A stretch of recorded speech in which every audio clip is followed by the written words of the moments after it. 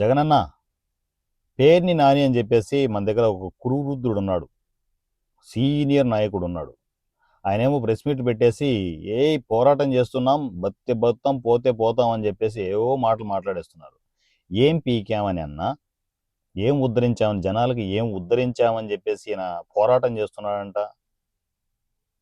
Government ఆస్తులు తాకట్టు పెట్టి అంతో ఇంతో జనాల జేబులో వేయడమా?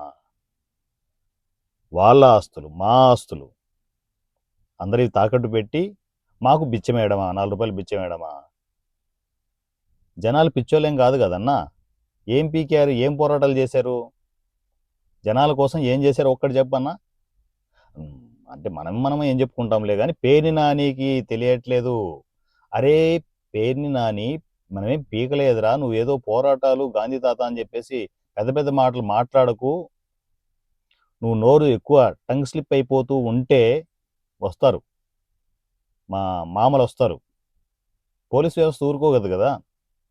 కోసి కారం పెడతారని చెప్పన్నా పేర్ని నానికి చెప్పు. ఎందుకంటే నువ్వు చెప్తే అయినా వింటాడేమో.